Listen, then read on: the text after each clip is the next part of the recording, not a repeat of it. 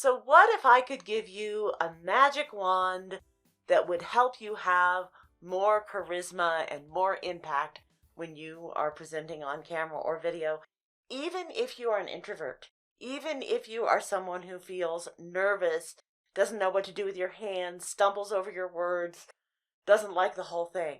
What if there was a magic wand that could help you have more authentic, natural, meaningful charisma? Well, it turns out there is a magic wand, or at least there is some pretty interesting science and background to what charisma actually is. And when we know that, we can harness it to be more effective when we are doing virtual meetings, video presentations, pitches to investors, anything we might be doing.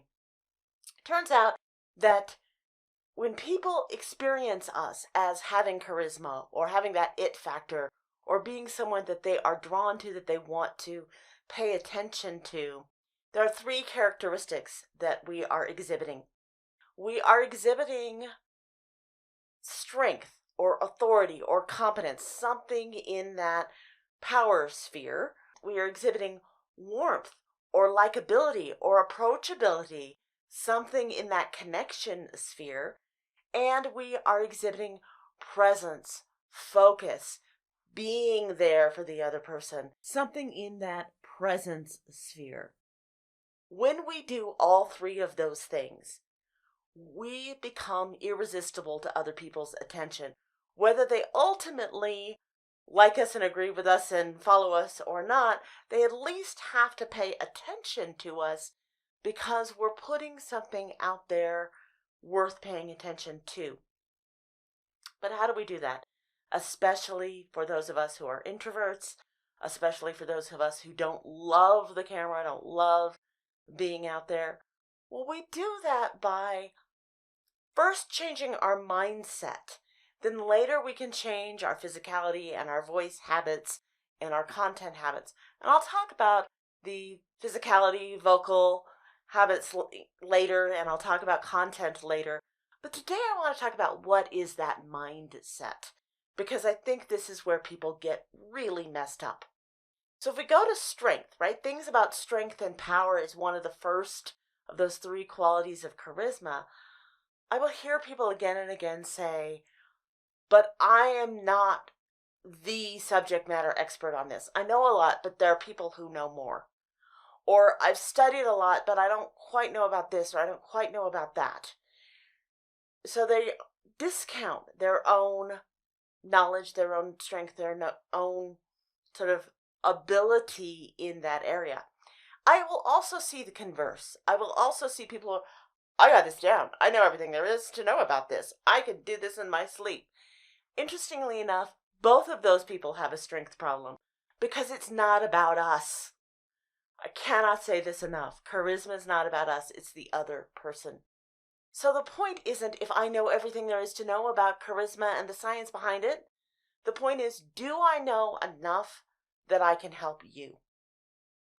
When we say, yeah, I may not be the expert, but I have some experience and expertise, and I really trust that this little piece of what I've got to say, I can stand on solid ground and know that that's true, and I'm ready to give that, then we start to communicate trust.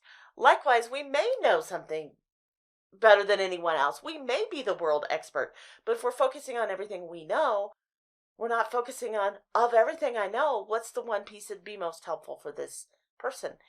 So remembering that your strength, your authority comes from, do I have something useful for this person?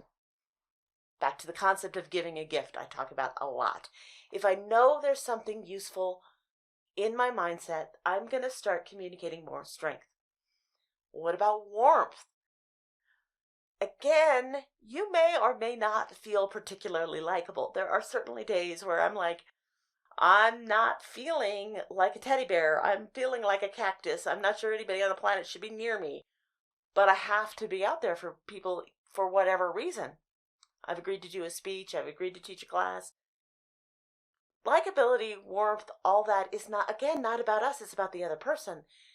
So my question is to you, is there something you respect or like or are inspired by in the people that you're talking to?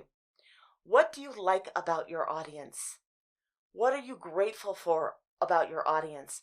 When you can think of that and say, wow, these people watching this video or attending this meeting are cool because, if nothing else, because they want to pay attention to this topic, and it's a topic I think is important.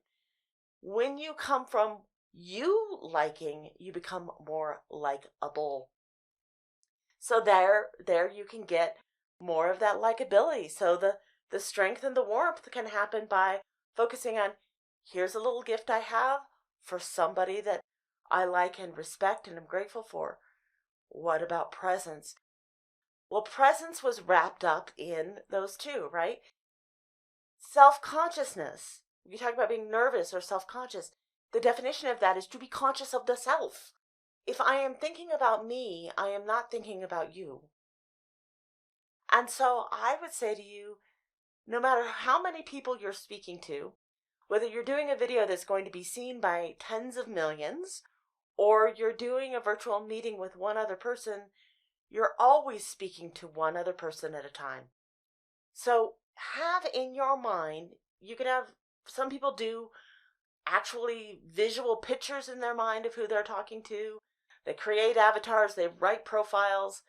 Some people is a little fuzzier, but have in your mind, if there was one person in the world that I wanted to share this with, one person, not everybody, but one person, what would it be like to share this with one person?